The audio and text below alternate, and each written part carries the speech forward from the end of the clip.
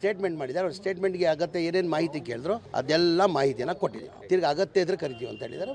ಕರೆದ್ರೆ ಬರ್ತೀನಿ ನಾನು. ಅವರೆಲ್ಲಿ ಕರೀತಾರೆ ಬಿಡಿ ಸರ್, ನಿಮ್ಮನ್ನು ಸಾಕಾಗಿರುತ್ತೆ. ಇರ್ತಾರೆ ಬಿಡ್ರಿ. ಇನ್ನು ಗಲ್ವಾನ್ನಲ್ಲಿ ಘರ್ಷಣೆಗೆ ಚೀನಾದ ನಡೆಯೇ ಕಾರಣ ಅಂತ ಲೋಕಸಭೆಯಲ್ಲಿ ವಿದೇಶಾಂಗ ಸಚಿವ ಜಯಶಂಕರ್ ಹೇಳಿದ್ದಾರೆ. 2020ರಿಂದ ಉಭಯ ದೇಶಗಳ ನಡುವೆ ಬಾಂಧವ್ಯ ಸರಿ ಇಲ್ಲ, ಪರಸ್ಪರ ಮಾತುಕತೆಗೆ ಭಾರತ ಸಿದ್ಧ, ಇದಕ್ಕೆ ಶಾಂತಿಯ ಆಧಾರ ಅಂತಲೂ ಹೇಳಿದ್ದಾರೆ. ಇನ್ನು ಬೆಳಗ್ಗೆ ಕಲಾಪ ಆರಂಭವಾದ ಸಂದರ್ಭ ಉತ್ತರ ಪ್ರದೇಶದ ಸಂಭಾಲ್ ಮಸೀದಿ ವಿವಾದ ಕೋಲಾಹಲ ಎಬ್ಬಿಸಿತು. ಎಸ್ಪಿ ನಾಯಕ ಅಖಿಲೇಶ್ ಯಾದವ್ ಅವರು ವಿಷಯ ಪ್ರಸ್ತಾಪಿಸಿ ಚರ್ಚೆಗೆ ಅವಕಾಶ ಕೊಡಬೇಕು ಅಂತ ಕೋರಿದ್ರು. ಅದಾಗದೇ ಇದ್ದಾಗ ವಿಪಕ್ಷ ನಾಯಕರೆಲ್ಲ ಸಭಾತ್ಯಾಗ ಮಾಡಿದ್ರು.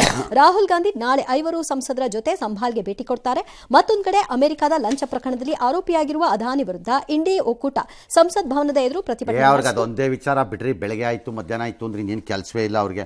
ಪಾರ್ಲಿಮೆಂಟ್ಗೆ ಹೋಗ್ಬಿಟ್ಟು ಚರ್ಚೆ ಮಾಡ್ರಿ ಅಂದ್ರೆ ಅದಾನಿ ಅದಾನಿ ಅದಾನಿ ಅಂತ ಕೂತ್ಕೊತಾರೆ. ಬೇರೆ ಕೆಲಸವಿಲ್ಲ ಇವ್ರಿಗೆ. ಪಾರ್ಲಿಮೆಂಟ್ ಅದೇನು ಅದಾನಿಗೆ ಒಬ್ಬರಿಗೇನೇನ? ಅವ್ರ ಮನೆ ಆಸ್ತಿನ ಅದು, ಅವ್ರ ತಾತನ ಮನೆ ಆಸ್ತಿ. ಪಾರ್ಲಿಮೆಂಟ್ಗೆ ನಿಮ್ಮನ್ನು ಎಲೆಕ್ಟ್ ಮಾಡಕ್ಕೆ ಕಳಿಸಿರೋದು ಎಲ್ಲ ಜನರದ್ದು ಮಾತಾಡ್ರಪ್ಪ ಅಂತಂದ್ರೆ ಅದಾನಿ ಅದಾನಿ ಅದಾನಿ ಬೇರೆ ಕೆಲಸ ಇಲ್ಲ ಇವ್ರಿಗೆ. ಲೋಕಸಭೆ ಅಟ್ಲೀಸ್ಟ್ ಯಾವುದೋ ಸಂಬಾಲ ಯಾವ್ದಾರು ಆಗಲಿ ಚರ್ಚೆ ಮಾಡಿರಿ ಅಂತಂದ್ರೆ ಇಲ್ವಂತೆ. ಅವ್ರು ನಾಳೆ ಹೋಗ್ತಾರಂತೆ ಸಂಬಾಲ್ಗೆ. ಹೋಗಿ ಓಟ್ಗೋಸ್ಕರ ಎಲ್ಲಿಗೆ ಬೇಕಾದ್ರೂ ಹೋಗ್ತೀರಿ, ಹೋಗಿ, ಬೇಡ ಅಂತವನು ಅವನು. ಆದರೆ ನೀವು ಅಲ್ಲಿ ಬರಬೇಡಿ ಅಂತ ಅಲ್ಲಿ ಜಿಲ್ಲಾಧಿಕಾರಿ ಹೇಳಿದ್ದಾರೆ. ಒಂದ್ಸರಿ ಫೋನ್ ಮಾಡ್ಕೊಂಡು ಹೋಗಿ. ಸುಮ್ಮನೆ ಅಲ್ಲಿ ಟ್ರಾವೆಲ್ ಮಾಡಿಬಿಟ್ಟು ಟಿ ವಿಗಳಿಗೊಂದು ಇದು ಸಿಗತ್ತೆ ಬಿಡಿ ಐಡಿಯಾ. ಮಹಾರಾಷ್ಟ್ರ ಚುನಾವಣೆ 10 ದಿನ ಆಯಿತು, CM ಆಗಿಲ್ಲ. ನಾಳೆ ಆಗ್ತಾರೆ ಅನ್ಸುತ್ತೆ. ಅವ್ರೇನೋ ಆಸ್ಪತ್ರೆಗೆ ಹೋಗಿದ್ದಾರಂತೆ ಶಿಂದೆ. ಬಟ್ ಇವತ್ತು ದೇವೇಂದ್ರ ಫಡ್ನವೀಸ್ ಹೋಗಿ ಅವ್ರನ್ನ ಭೇಟಿ ಮಾಡಿದ್ದಾರೆ ಅವ್ರ ಮನೆಯಲ್ಲಿ ಮುಂಬೈಯಲ್ಲಿ. ನಾಳೆ ತೀರ್ಮಾನ ಆಗುತ್ತೆ. ಪ್ರಮಾಣ ವಚನ ಸ್ವೀಕಾರ 5ನೇ ತಾರೀಕಂತೂ ಗ್ಯಾರಂಟಿ. ಈಗೆಲ್ಲರೂ ಹೇಳ್ತಿರೋದು ಅಲ್ಟಿಮೇಟ್ಲಿ ಫಡ್ನವೀಸ್ CM, 2 DCMಗಳು ಬರ್ತಾರೆ. ಅದು ಶಿಂದೆ ಮತ್ತು ಅಜಿತ್ ಪವಾರ್ ಅಂತ ಎಲ್ಲರೂ ಹೇಳ್ತಿದ್ದಾರೆ. ಗೊತ್ತಿಲ್ಲ, ಏನೋ ಒಂದು ಅಡ್ಜಸ್ಟ್ ಮಾಡ್ಕೋತಾರೆ, ಮ್ಯಾನೇಜ್ ಮಾಡ್ತಾರೆ. ಮಾಡೋಕ್ಕಾಗದೇ ಇದ್ದರೆ ಕರ್ನಾಟಕದವ್ರಿಗೆ ಒಂದು ಫೋನ್ ಮಾಡಿ ಜಗಳ ಆಡೋದು ಹೆಂಗೆ ಅಂತ ಕೇಳ್ಕೊಂಡು ಅಡ್ವೈಸ್ ತಗೊಂಡು ಮುಂದಕ್ಕೆ ಹೋಗಿ. ಅದು ಬರಲ್ಲ ಅಂದರೆ ನಿಮ್ಗೆ ಅದು ಕರೆಕ್ಟಾಗಿ ಬರ್ತಾ ಇಲ್ಲ ಅಂದರೆ ಹೆಂಗೆ ಫೈಟ್ ಮಾಡಬೇಕು? ಪಕ್ಷದ ಚೌಕಟ್ಟಿನೊಳಗೆ ಅಂತ ಹೇಳುತ್ತಾ ಹೇಗೆ ಚಾಕು ಹಾಕಬೇಕು, ಅಥವಾ ಹೇಗೆ ಬಾಂಬ್ ಹಾಕಬೇಕು, ಹೇಗೆ ಕಬಡ್ಡಿ ಆಡಬೇಕು, ಹೇಗೆ ಖೋಖೋ ಆಡಬೇಕು ಅಂತ ನಿಮ್ಗೆ ಗೊತ್ತಾಗದೇ ಇದ್ರೆ ಕರ್ನಾಟಕಕ್ಕೆ ಒಂದು ಫೋನ್ ಮಾಡಿ ಹೇಳ್ಕೊಡ್ತಾರೆ ಎಕ್ಸ್ಪರ್ಟ್ಗಳಿದ್ದಾರೆ.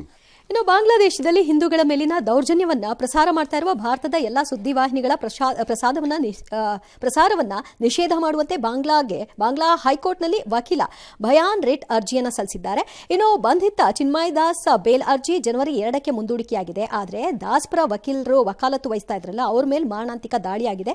ಐಸಿಯುನಲ್ಲಿ ಅವರು ದಾಖಲಾಗಿದ್ದಾರೆ, ಚಿಕಿತ್ಸೆ ಪಡಿತಾ ಇದ್ದಾರೆ.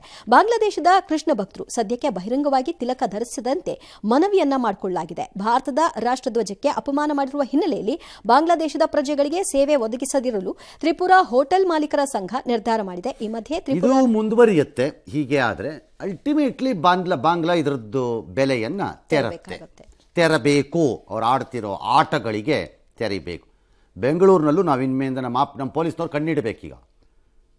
ಬಾಯಿ ಮುಚ್ಕೊಂಡು ನಮ್ಮೂರು ಯಾವನು ಇದಾನೆ ಇಲ್ಲಿ ಅಂತ ಹೆಕ್ಕಿ ತೆಗಿಬೇಕೀಗ. ಇಲ್ಲಿ ಪುಕ್ಕಟ್ಟೆ ಓಡಾಡಿಕೊಂಡು ನಮ್ಮ ಅನ್ನ ತಿನ್ಕೊಂಡು ಬಿದ್ದಿರೋಕ್ಕಲ್ಲ ಇಲ್ಲಿರೋದು ಈ ದೇಶ.